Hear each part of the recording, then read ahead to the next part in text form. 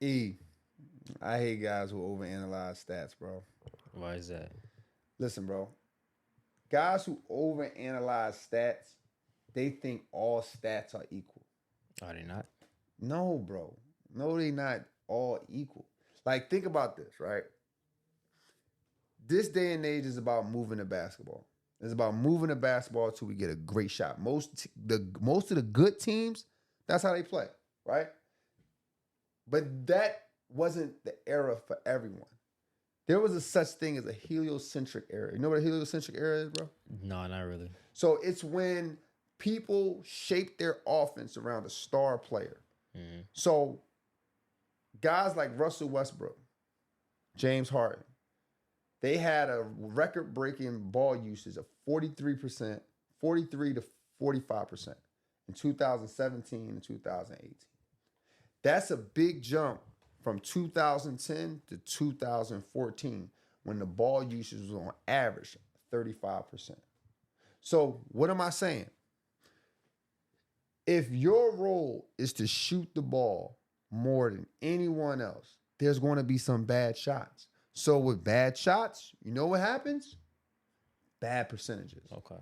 If Allen Iverson was the main guy on his team, he's going to shoot some bad shots. That was his job to shoot bad shots. Mm-hmm. Like, I think about it like this, right?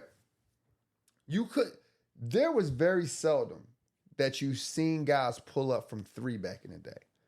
For the most part, you had to dribble to 15 to 12 feet and then pull up with the defender inches away, which made it a contested shot.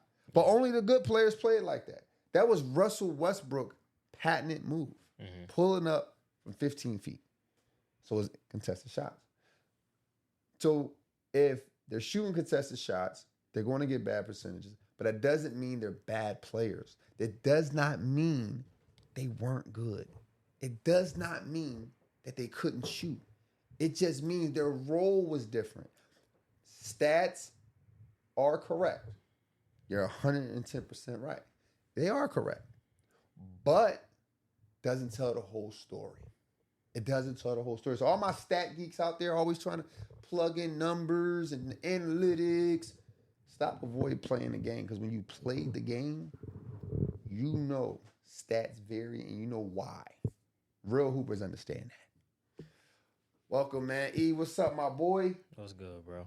How are you, man? You sound like you tired, bro. You tired, man? A little tired. Had a long weekend, bro. Yeah, long weekend. That's what I like to hear for a 24-year-old, bro. 24 years old, man. You should have many long weekends. Have many long weekends. Don't let these guys fool you, bro. Yeah. I know you on your Jaden Ivey tip. I get it, bro. I know it. I get it. And ain't nothing wrong with Jaden Ivey's doing, bro. Yeah. But I want you to understand, man, it's okay to live. Just gotta live responsibly. No, man, I'll try my best, bro. Yeah, just live responsibly, bro. I don't want to see you crashing out. I don't want to see you on YouTube, your Instagram, and you like, man, yo, you think you should be out on Saturdays? You think you should be out on Saturdays at 2 in the morning? God created the sun, so you don't burn. That's why it's far away from you. He created the trees and the grass, so your feet can just fall into it and feel it. You feel me? Yeah, no, I don't want you to do that, bro. You know what, man? I was thinking about this. You know why a lot of people don't consider LeBron the GOAT? Why is that? Because he don't carry himself like the GOAT. What makes you say that, bro? So here's the thing, right? I think about it like this. Michael Jordan carried himself like the GOAT, right? What I mean by that is he would have like this breakfast club and you know, his teammates would come over. They all work out. GOAT stuff. That's GOAT stuff, right? Yeah. And, you know, a lot of guys, they'll say, well, you know, Michael Jordan didn't leave his team. But let's be clear. Like, that was just disguised with bad contracts. Like, there was a lot of people with bad contracts back in the day. Michael Jordan was on a 7-year rookie deal. Then they extended to an 8-year deal where he was only making like $6-7 million or something like that. Something he wasn't worth. He was worth more than that. But people will say, oh, he was the GOAT because he never left the team, right? Then you think about all the premature retirements, all the times he retired at it. Well, not all the times, both the times he retired in his peak. That was GOAT level stuff. To win three, and then just be like, you know what? I did everything I could. I don't want to do no more. That's GOAT stuff. To then come back and win another three and then be like, yo, I don't want a new coach. Man. So you know what? I'm out again. Bro, we being honest, bro. Yo. That is kind of GOAT like. It's GOAT. You can't come on, bro. It's GOAT stuff. Bro. To leave twice. That's tough. Leave twice. So, and then you go to Kobe. Mm-hmm. Like Kobe has a fan base that says no matter what, he's the GOAT.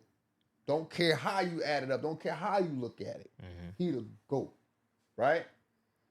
After Kobe changed his number to number 24, he tapped in a new identity.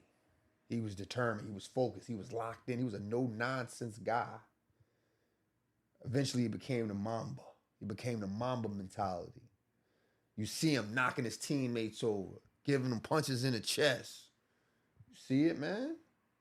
Powering through screens when he was on the Olympic team, putting my boy Gasol on his ass. Right? But then it's LeBron. LeBron smiling.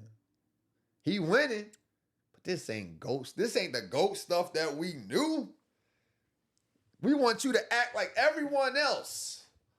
If you're not acting like everyone else, you're not the GOAT. You got a personality.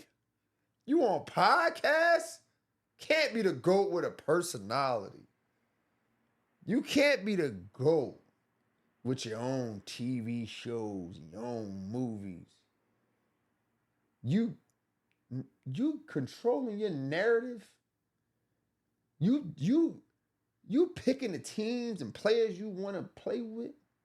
Can't be the GOAT for using your choices. Can't be the GOAT in that case, right? That's not GOAT stuff, is it, E? Controlling your own narrative. Controlling your own future. I feel like that's still GOAT like too, though. I mean, but the people before him didn't do it, though. Okay. They didn't do it like that, right? Mm-hmm. You gotta, and when you the GOAT, you don't talk. When you the GOAT, you lose, it's all your fault. Sure. LeBron can sit and be like, yo, yeah, I played like crap in 2011. But if we had a stronger bench, I think we might have had a different outcome. Oh, he blaming his teammates now. That can't be the GOAT. Can't be the GOAT, right, E? You know what I mean? It's crazy, bro. That's what they saying, though. Right? Yep. He lost to the Dallas Mavericks, man. What kind of GOAT lose to the Dallas Mavericks? They had, listen, bro. They had Jason Kidd as a starting point guard. Yep. And you lost to him? Here's the thing about the whole Jason Kidd shit, right? They're like, Jason Kidd was 39. They act like Jason Kidd was the leading scorer. Yeah. They act like Jason Kidd was the lead guy. Yeah. He was 39 point guard. You know what you got to do when you're 39, you're a point guard? Is have wisdom with the ball. I think Jason Kidd had a lot of that. Jason Kidd had a lot of that. People also ignore that Kobe lost to the same team. Swept, in fact. Mm-hmm. Right? Now, when they say you the GOAT, you got to be able to bounce back from this type of stuff, right? Yep. They got to be able to bounce back, right? Wait, LeBron won 4 rings after that, didn't he? Yep. But he lost, though. He lost. Matter of fact, he had a losing record. Yep. He has a losing finals record, so he can't be the GOAT. He don't carry himself like the GOAT. But he had one of the greatest bounce back in NBA Finals history. Bro, you're not listening. That's crazy. Bro. You're not listening, bro. You can't be the GOAT if you don't got 6-0. Okay. Yeah. Okay. There it is. If you lose before the finals, it's all good though. Don't worry about it. As long as you don't lose in the finals. Yep. Right? You can lose first round and average 35 points, 28 points, 42 points. You can do all those things. But if you in the finals, right, E? Mm-hmm. And you average 33 points, matter of fact, you average a triple-double in one of these finals. Yep. And you lose. Can't be the GOAT. Can't be the GOAT, bro. No way. No way. How you averaging 35 points, 33 points? I remember it was one game he opened up with a 51 point first game. Came back from a 3-1 deficit, led every team, was the finals MVP each time. How you gonna be the GOAT doing that type of stuff now? Come on now. Come on, let's be real. Yeah. That don't sound like he don't carry himself like the GOAT, man. When he lost, you know what he should have said, bro? He should have said, job not done. You know what I mean? That's what he should have did because obviously you only can be the GOAT if you have one style of personality. If you have one person, if you only can be the GOAT if you share a personality with the people before you or the person before you, I should say. That's the only way you can be the GOAT nowadays, E. Yep. You know? If you gotta have a perfect record all of a sudden.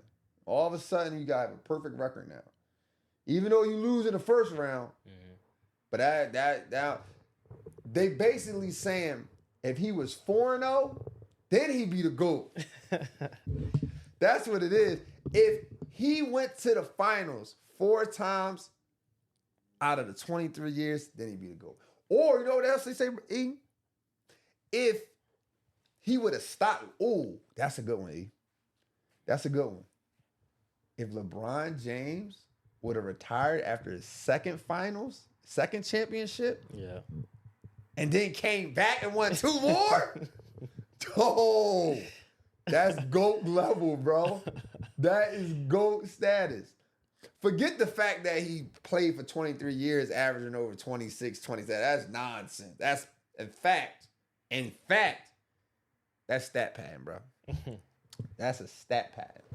You feel me? No, I feel you, bro. Only a stat pad. Because it only makes sense for them stat pad, right? Yeah. Yeah, it only makes sense. Like, think about it, right? If he averaged 27 on his career, and then he finished this year averaging 20 points, that means his stats go down, huh?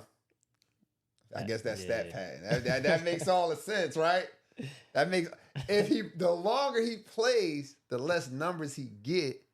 So therefore, when you go look at the record book, it looked like he was averaging 25, 24 points most of the time. Yeah. Because that's the purpose of him playing as long, the stat pad. So the kid 15, 25 years from now, when they having this debate, they're going to be like, LeBron ain't good. He only averaged 24 for his career. Yeah. That's why he doing this. Mm-hmm. That's why he doing this, man. Look, I all jokes aside, I'm just kidding around. Obviously, I hope you guys understand the condescending tone that I have. But, you know, I talk to a lot of guys. I talk to a lot of people about this debate and this GOAT thing. You know, I got to be real with you. The MJ Bron debate is stupid. It's just stupid, bro. Like I have no other way to put it other than it just being dumb. Like realistically, you're arguing. Most of you guys aren't arguing a career. You're arguing performance. You're just arguing performance. Yes, Michael Jordan was 6-0, 1,000%, without a doubt. It was amazing for me to see as a child. I didn't think I've seen anyone better than Michael Jordan. Not even close. Even when LeBron was in high school, I felt like they was hyping it up. They was hyping it up, man. This guy was overrated. And then 3 years later, he's in the finals. 3 years later, he's in the finals. And then some of the stuff you guys are arguing is common sense. Just common sense, bro. Like, think about it. Yes, Jordan had 10 scoring titles. But if one player's job and sole role on a team is to score, he's going to have more scoring titles, right? Yep. If the other person's role is to pass, rebound, and score, he's not going to lead most of those categories most times. Because there's going to be seasons where he needs to score more than he needs to pass. There's going to be seasons where he needs to pass more than he needs to score. Right? So, therefore, he won't be the leader in assists. You know why John Stockton was the leader in assists? Because that was his only role. Screen and roll. Here you go, mailman. On me, yeah. The mailman with him. All you had to do is pass to him.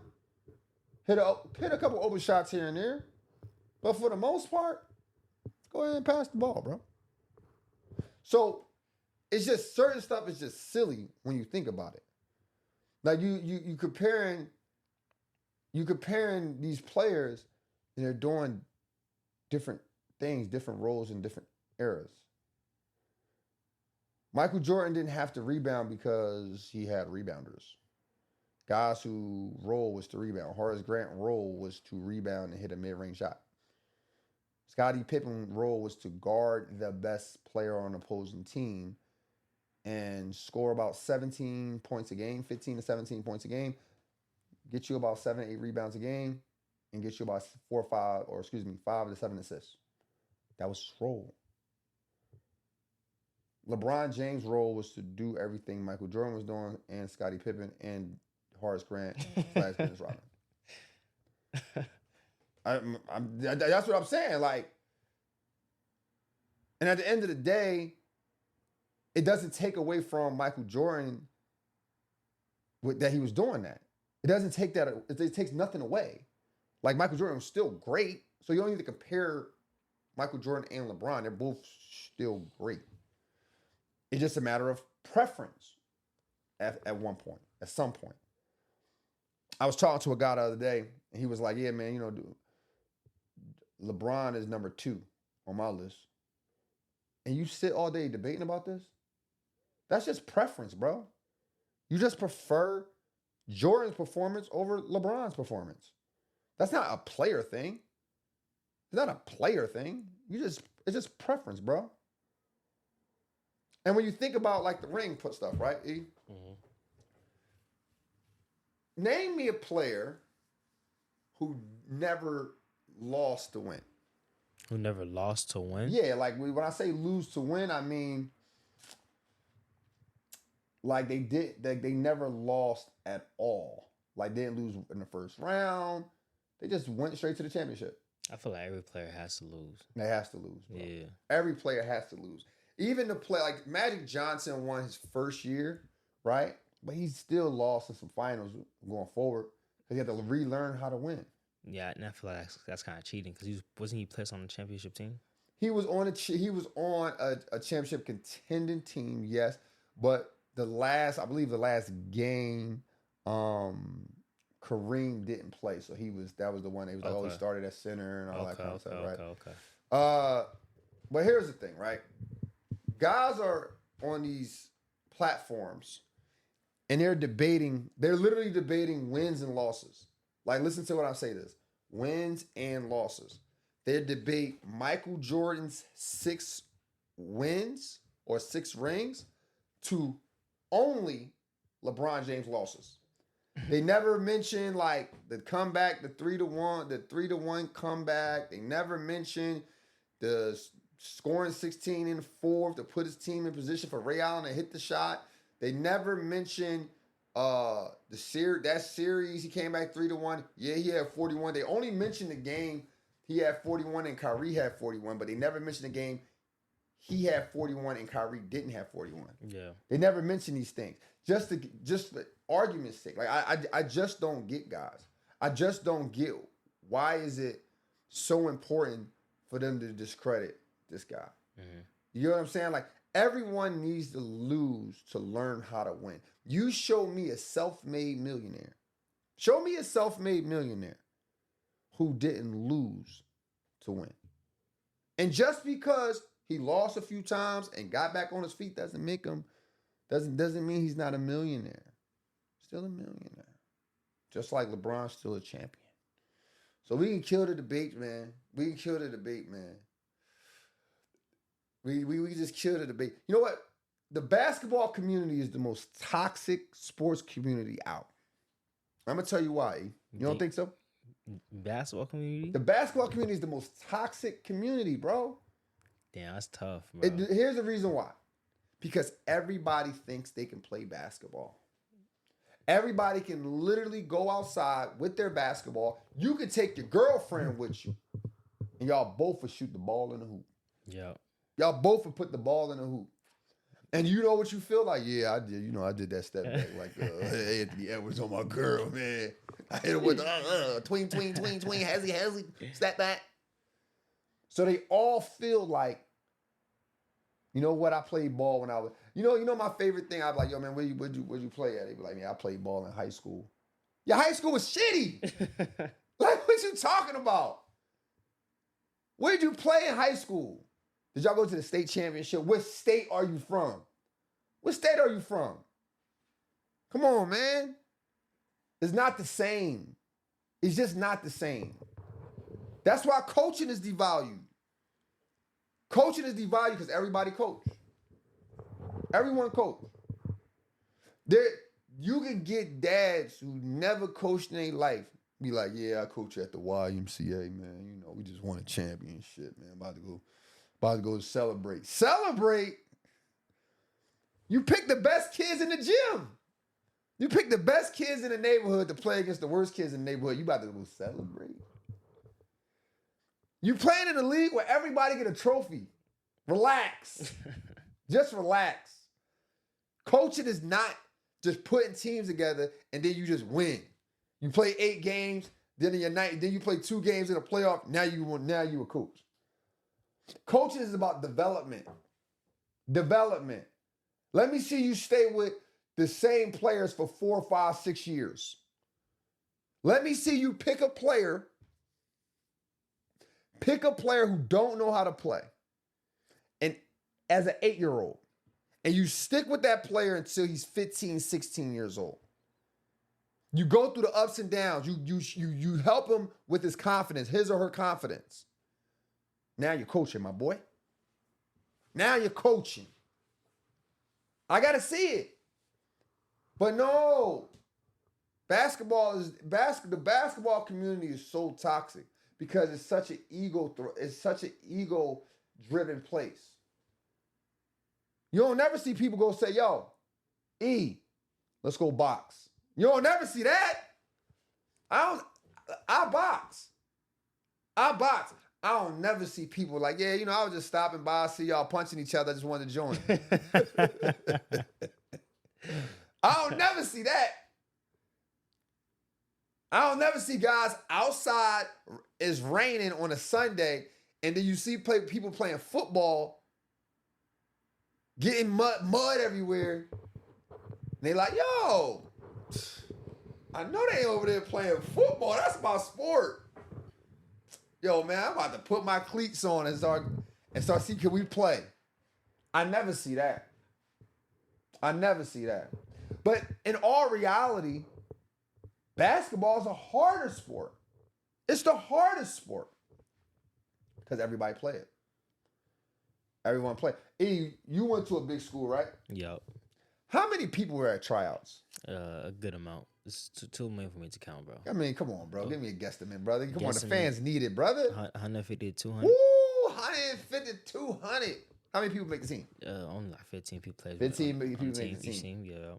50. So 150. Dang. So 135 of y'all about to get cut. But some of the guys there, they were just there just to be there too. They. Like, so you got guys there for the vibes. Yeah. Listen. And you know what's crazy about that? You know what's insane about that? Those same guys who there for the vibes, they gonna tell this story. The coach ain't like me. Yeah. I was killing in tryouts. They best player couldn't guard me. I scored on him like 4 times. Mm-hmm. Coach was hating. Coach gonna cut me after the first tryout. As if that benefits the coach. Yep. That's like that benefits the coach. But I'm gonna come back though. I'm like, man, you know what they're gonna say, bro? I'm about to transfer. Where you transfer to? You ain't make the team. Yeah. You ain't make the team. You coming in as a regular student. Like, you swear it's about to get better. It ain't gonna get better, bro. Like, it might get better if you go to a bad team. Like, I respect it, though. Here's the thing. I just don't want people to misconstrue how hard basketball can be, bro. Only 3% of high school athletes go play college basketball. That's Division II, Division III, Division I. They only 3%. Only 3%, bro. You feel me? Yeah. Then only less than 1% play professional. That's all overseas, NBA, all of it. I'm not trying to kill no dreams here, E. But I'm saying, if you only practicing 2 times a week, your kid only practicing 2 times a week, they ain't playing basketball. If you a coach for a YMCA and you only practicing once a week, you're not coaching basketball. You volunteering. You're managing basketball. If you're not playing basketball every day, 5 days a week, 6 days a week, for more than 2 hours, if you can't make 2 practices a week for an hour and a half, you're not playing college. I played Division II. My school wasn't the greatest school. We had a decent run. The best year there, we was a 500 team. My last year, we was one of the worst teams in the conference. You know how many times we practice a day? 4. 4 times a day. 6 in the morning, plyometrics. We had to run a mile under 5 minutes. 6 in the morning in Colorado, below 30 degrees.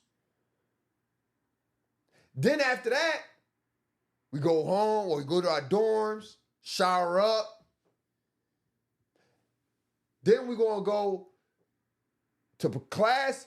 Then we got individuals. Individual workouts, the things they want you to do within the system.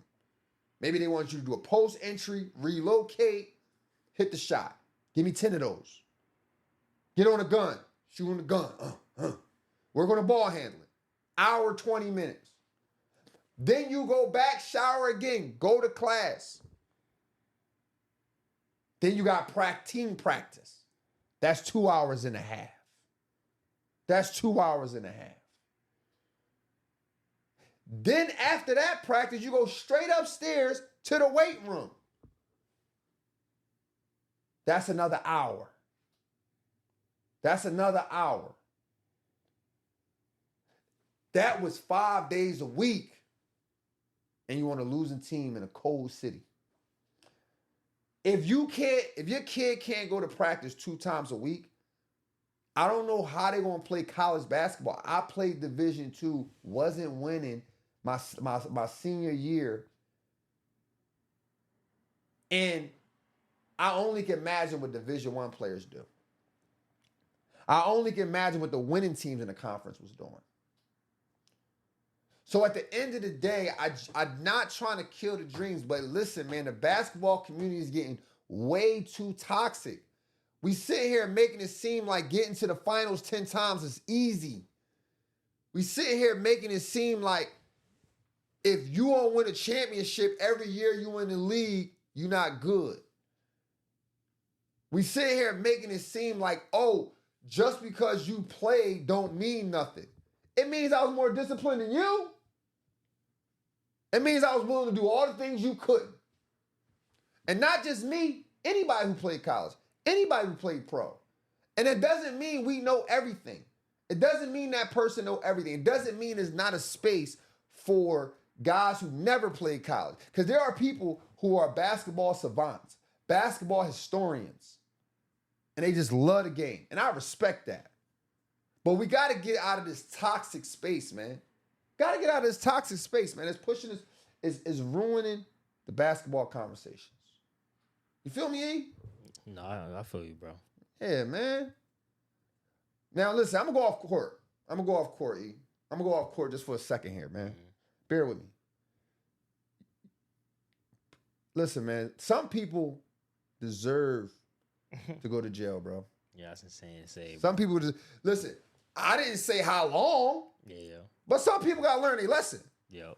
They got to learn their lesson sometimes. Pooh Shiesty is one of those people. He's one of those people, bro.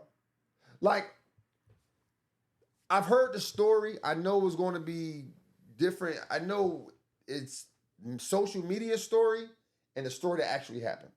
But I'm going to give you the social media story, E. Apparently, Pooh Shiesty wanted to get out of his contract, right? Yep. He wanted to get out of his contract, and this is his way he went about it.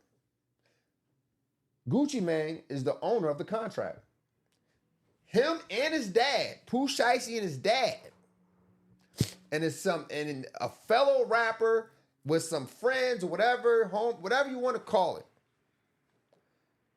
They put this plan together, E, and say, you know what we're gonna do? We're gonna put a gun to his head, make him sign a contract. Wait, Pooh, ain't you on house arrest? It don't matter. They never gonna know it's me. Yeah. Like, bro, really? And then your dad like, yeah, let's go. Hurry up. Maybe we can do it and go stop at McDonald's before we get back. Yep. You feel me? Here's my thing. All the details is whatever, right? But my thing is, what's the end goal? What's the end goal? Like, you think, not just Gucci Mane. I hear Gucci Mane repetition. But I'm talking about any man. Who's going to let you put a gun to their head, make you sign a contract, rob them, and then watch you ride off into the sun without saying anything? That's what I'm saying, yeah. Like, he's going to literally be at home one day, see you win a Grammy for your hot song, see you on the Super Bowl halftime show, thinking to himself, damn, he did make a good decision robbing me, bro.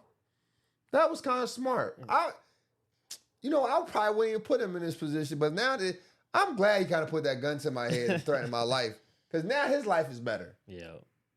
That makes sense? That makes sense to you? No, that's insane, bro. Insane. What are you doing? What are you doing? I don't condone violence. I definitely don't condone stupidity. It's stupid. Listen, I'll give you a personal story. Yep. Like, I used to hang around guys, right, that I thought life was a rap video. When I was younger, by the way, when I say young, I mean like 13, 14 years old.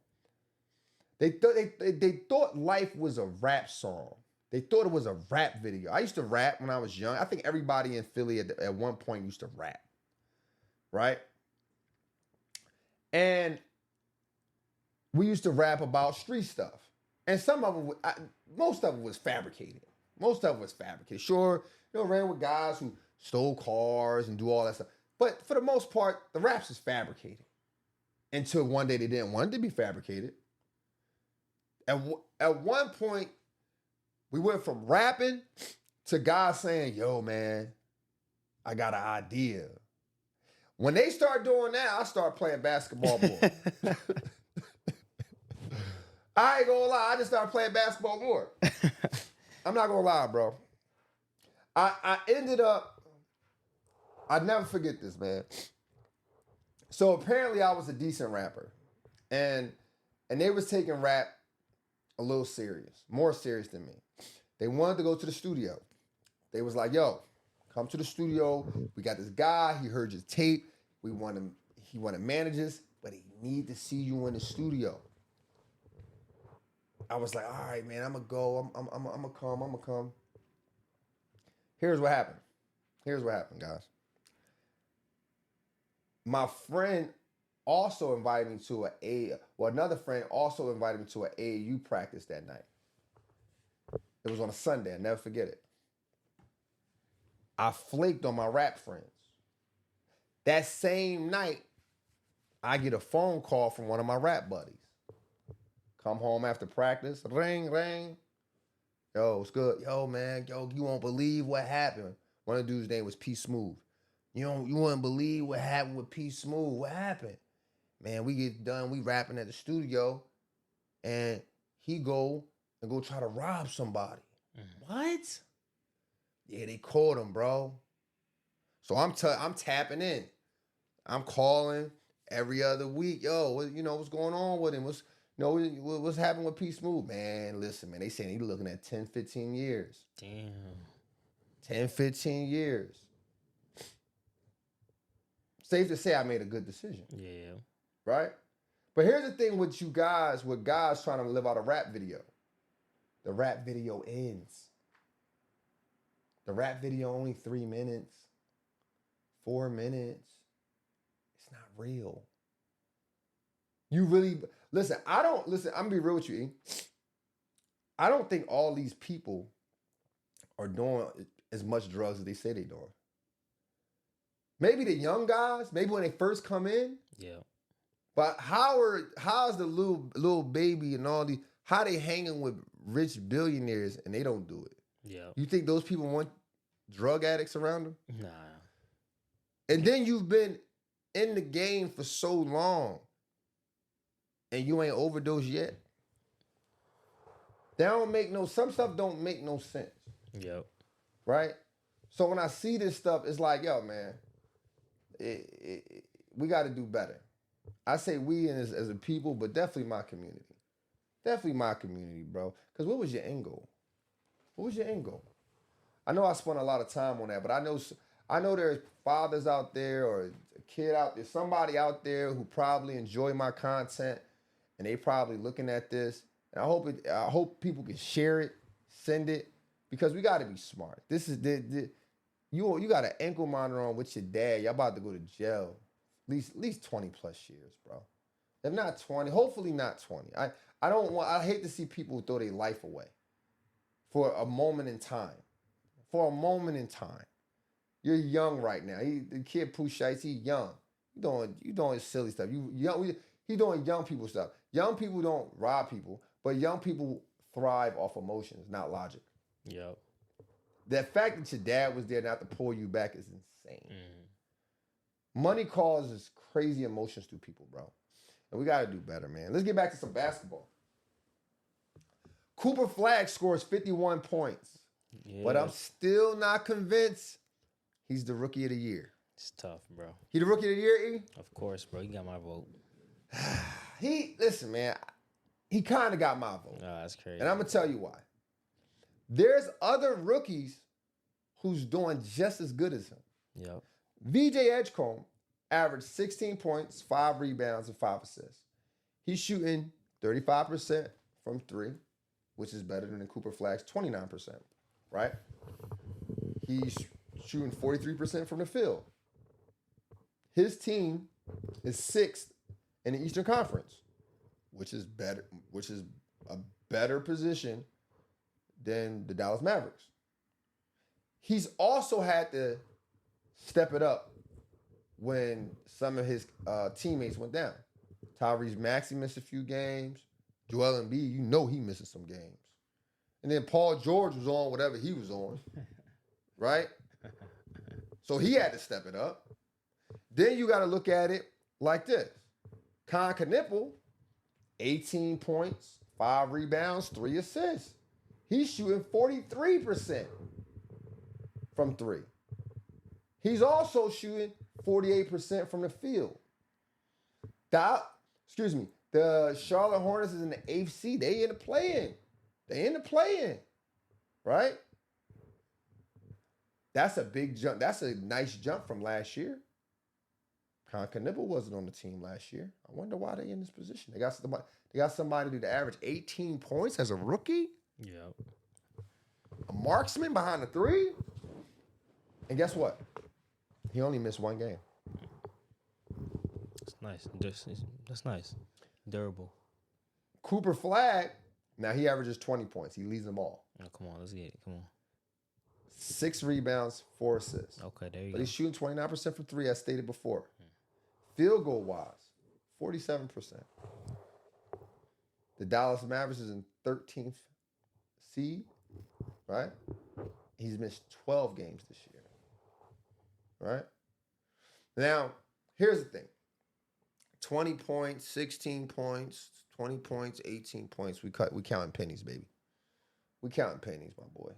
We counting pennies. But Cooper Flag has some big games, some flashy games, and people going to talk a lot about it, right? That doesn't necessarily mean he's the rookie of the year to me. I'm not convinced. All these players play a little inconsistent. 2 games before Cooper Flag scored 51, he had 12. The game before that, he had 19. There's some games where he's scoring 19 off of 19 shots. Mm-hmm. Same thing with Khan. Same thing with VJ. They all inconsistent. So they're all still in the same boat. I know Cooper Flag will probably get the Rookie of the Year because that's who the media wants to give the Rookie of the Year to. You follow me, E? Yeah, yep. But he's not. I'm not convinced.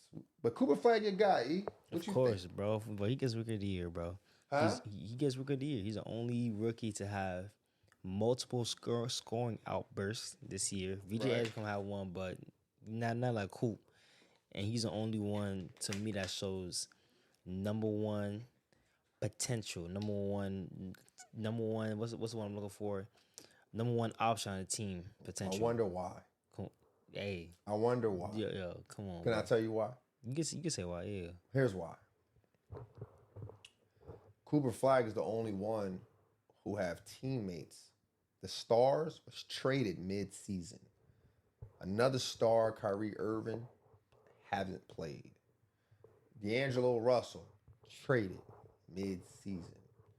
Everyone on the team, with the exception of P.J. Washington, Gafford, Lively, are all his peers, or are people who've been in the league, Klay Thompson, Chris Middleton, who's at the end of their careers. Outside of those guys, all these guys is like 2-3 years in, and he's just the better out of 2-3. Con Knipple has Bridges on his team, who's capable of averaging 21 points. LaMelo, he can give you 26, 25 points. What's my other guy named? The skinny guy, number 24. For the center? No. He's a shooting guard. Oh, Brandon Miller. Brandon Miller can get to $1. He can get to $1 as well. And he's still averaging 18 points. Tyrese Maxey at one point led the league in scoring. Yep. Joel Embiid was a former MVP. Paul George was my man East GOAT coming out of high school. Then you have other role players on there, right? Yep. Who can shoot the three, and they shooting wild ones at times too.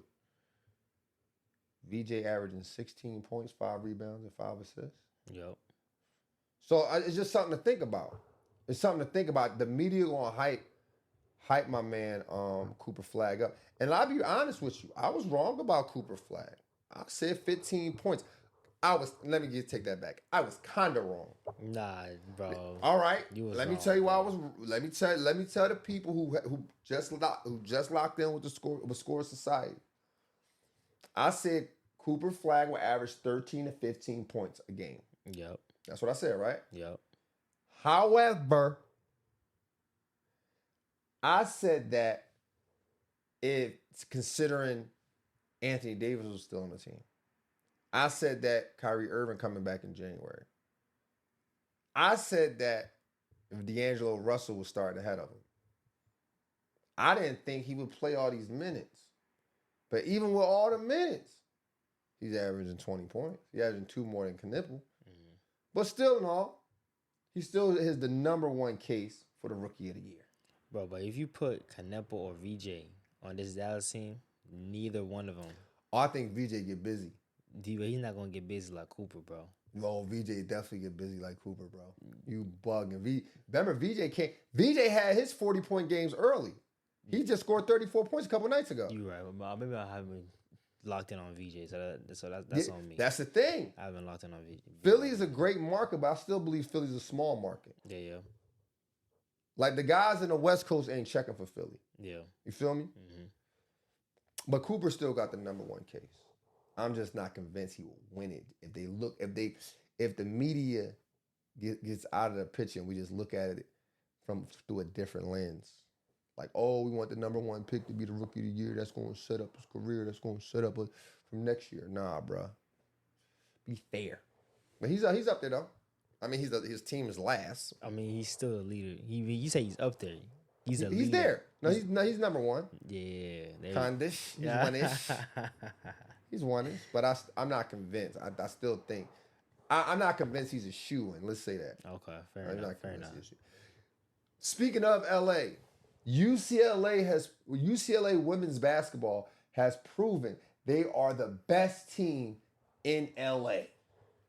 They're the best team in LA. They beat the University of South Carolina for the national championship, beat them by 79-51. How you feel about that, E? I see my man E over here. My man E from LA. He got a little attitude because I said that. What's good? Yo, shout out to UCLA women's basketball, man. UCLA women's basketball. Shout out to y'all. 5 players scored in double digits for UCLA. It was belt to ass.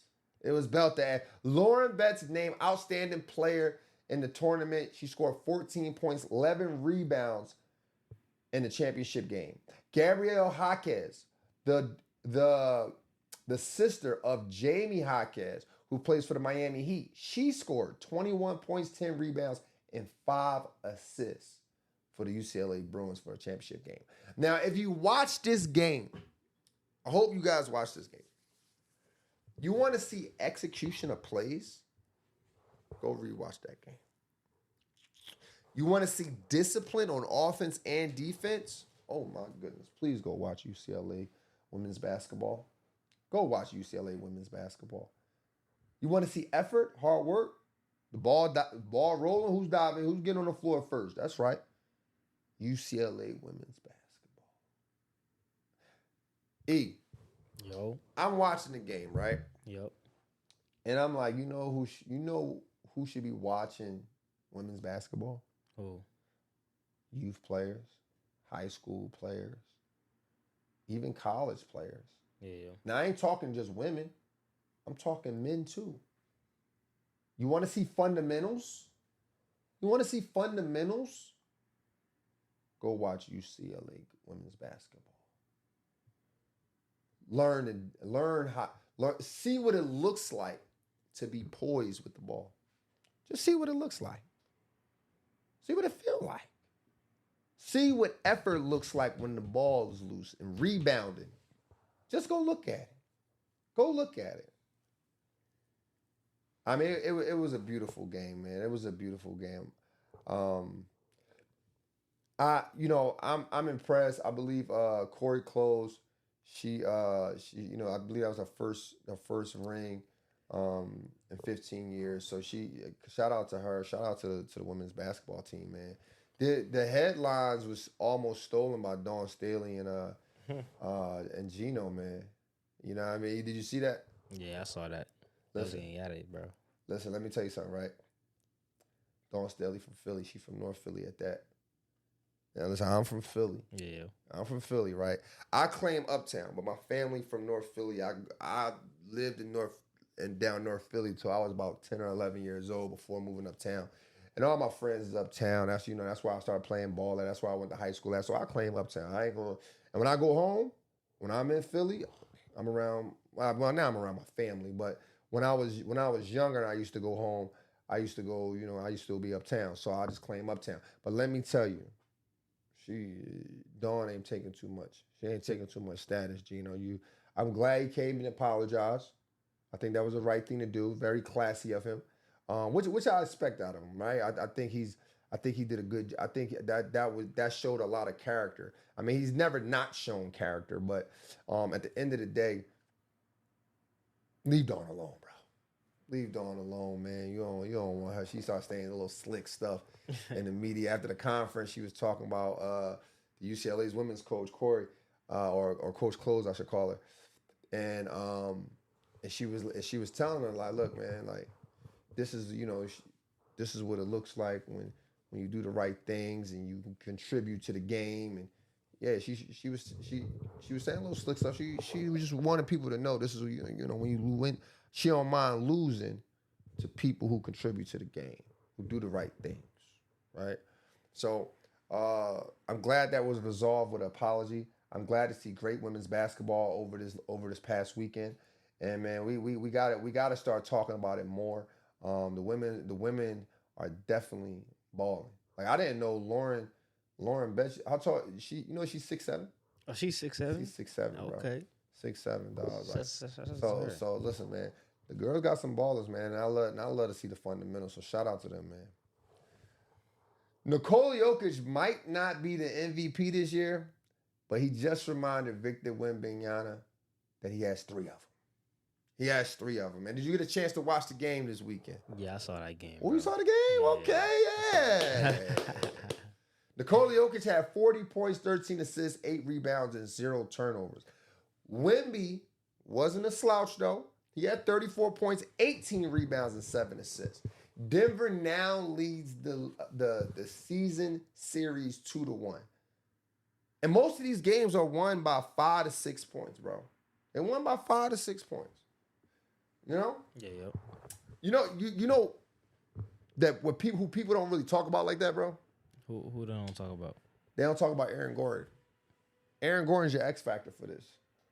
Low key. Low key. He was low key. I could see it. Listen, I can see it. when Aaron Gordon is in the lineup, like actually healthy, he's 20. The Denver Nuggets is 24-9.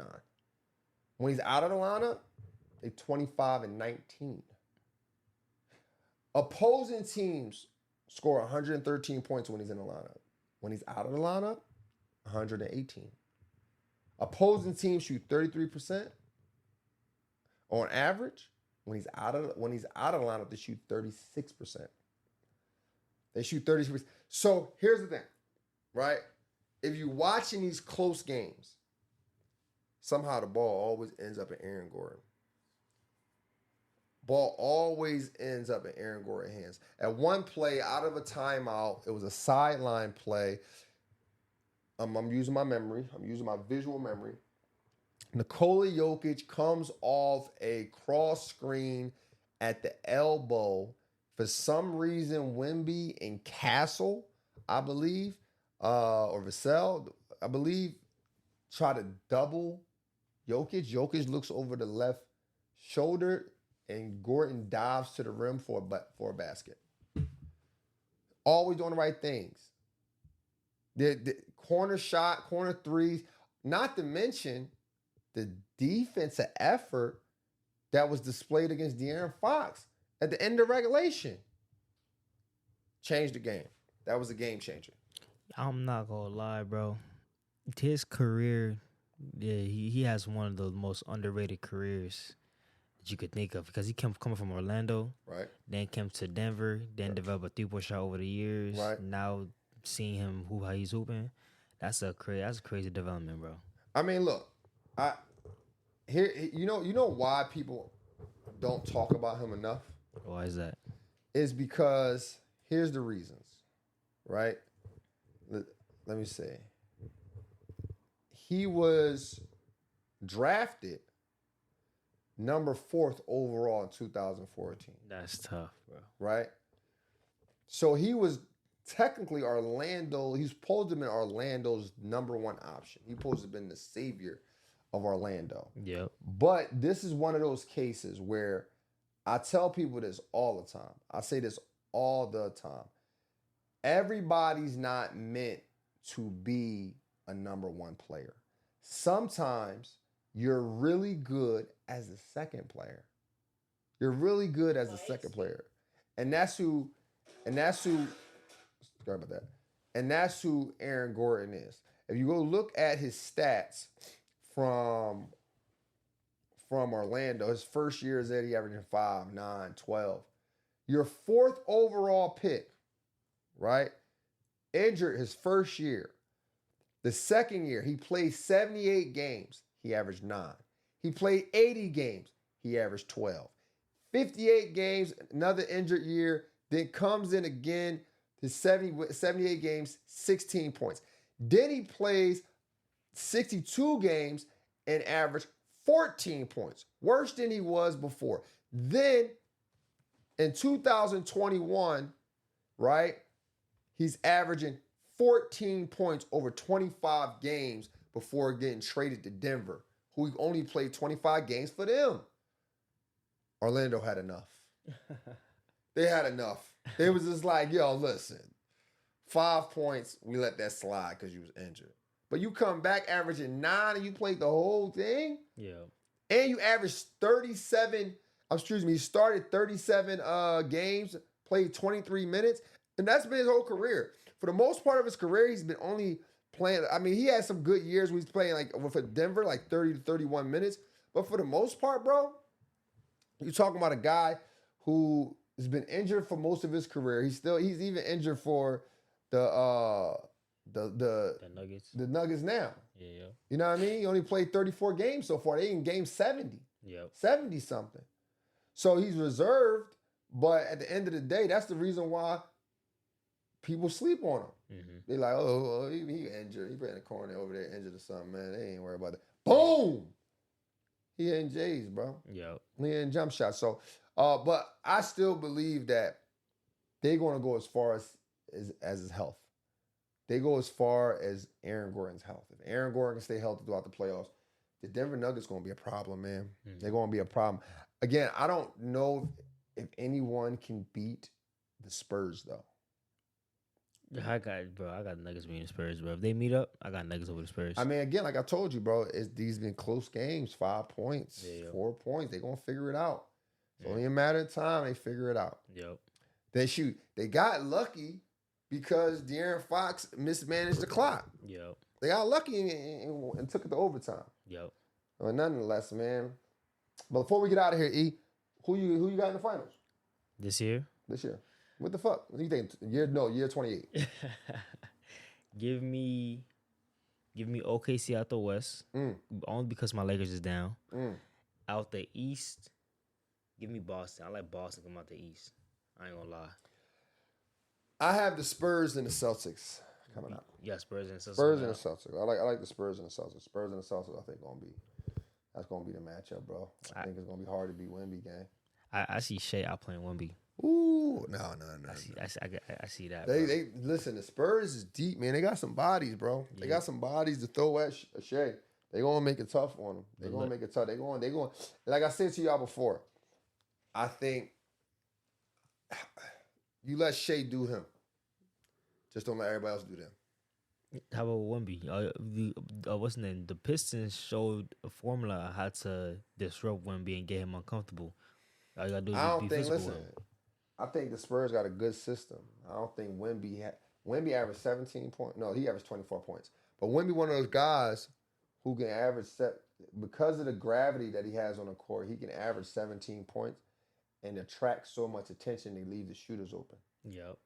So for me, I like Wemby. I like Wemby, but I don't think he is the vocal point of the team, but not the end all be all. Yeah. It's not a heliocentric offense. I feel it. That they play. You know what, bro? I'm gonna switch it up so I can continue my OKC hate and continue rooting against OKC, bro. Who you got? I'm going Nuggets in Boston, bro. Nuggets in Boston. Nuggets in Boston will be a good series. I think that'd be a good series. It'd be a boring series for many, but it'll be a good series. I like it. I like that. That's gonna be a tough matchup for either one of them. But I'm sticking with the Spurs, man. All right, man. There you have it, man. There's another Real Hooper show. I mean, listen, I ain't even introduced myself. I should have introduced myself in the game, but I'm pretty sure my guy E gonna put it up there. Man, it's your boy Sean Suge Amos, man. Make sure y'all follow us on all platforms. Like I told y'all before, man, we still trying to get our Instagram back. So if you know how to get in touch with Meta to get our Instagram back, make sure you leave it in the comments. We really, really appreciate it. We had about 45,000 followers. Some of the greats, some of the NBA legends was following that page. And we want it back, man. We want it back. But make sure y'all at least follow our merch page, Score Society _merch on Instagram, and then follow us on all the other platforms. Obviously here on YouTube at Score Society. Make sure you follow us on TikTok at Score Society and support the brand. Look, real Hooper hoodies, man. I got some shorts, so I ain't gonna stand up. But make sure you just go to goalsactivewear.com. Use code RealHoopers at checkout to receive 15% off the entire store. Until next time, let's continue to think elite and together. Welcome to Score Society.